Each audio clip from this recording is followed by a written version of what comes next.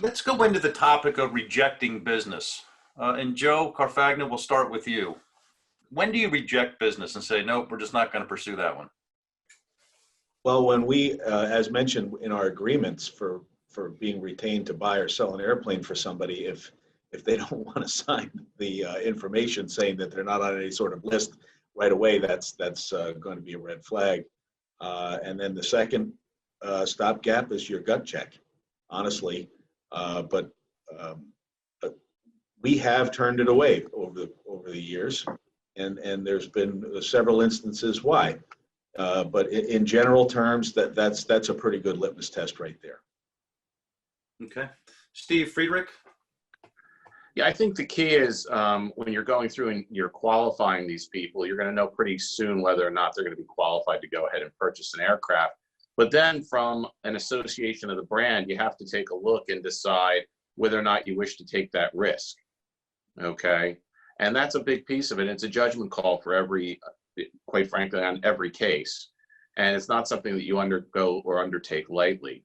So it is something that you must do because you don't want to also use resources from the company that could be better used somewhere else closing another deal. Okay. And Bruce, do you ever reject business?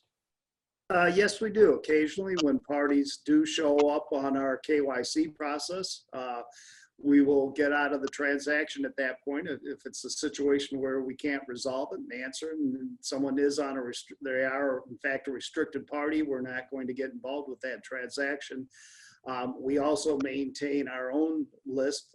Unfortunately, there's been a few players around this industry for a number of years that have been involved in some fraudulent activities, and from time to time these same individuals resurface, and we've just made a company decision that we're not going to do business with them.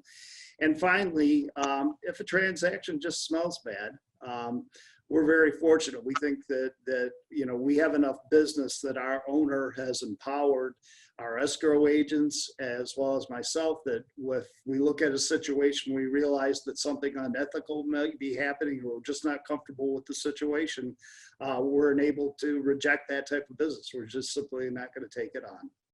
Okay. And Lucy? Oh, definitely. Our risk framework isn't meant to be a constraint to do business, rather, of course, a solution to comply with the laws, but we have to be willing to walk away from a deal if we, doesn't pass the smell test, we have negative news, doesn't pass our escalation process. So we definitely have to be willing to do that. And fortunately, it doesn't happen a lot, but as part of our asset-based program, we do really rely on some of that, what we call character underwriting. So looking at the information that's provided during that due diligence process is important in order to make decisions. Great. Merrick, your thoughts?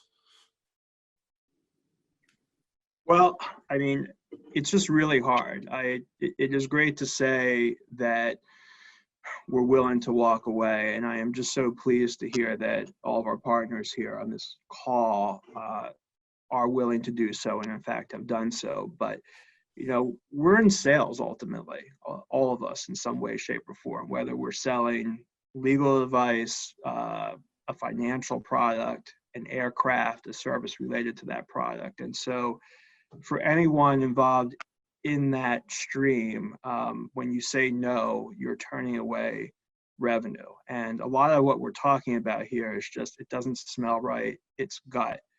And so for those of us in management, it's somewhat easier to say, I don't want the headache of that, I want to walk away from the business. But then to talk to your salesperson who's losing a commission and saying, yeah, things seem to check out, but it doesn't feel right. It doesn't pass the smell test. And to walk away from the commissions that are usually associated with these type of transactions is significant and not easy to do. So not saying, I just, I get it, and it's very difficult, but it's something that I think you'd rather be safe than sorry, but easy for me to say.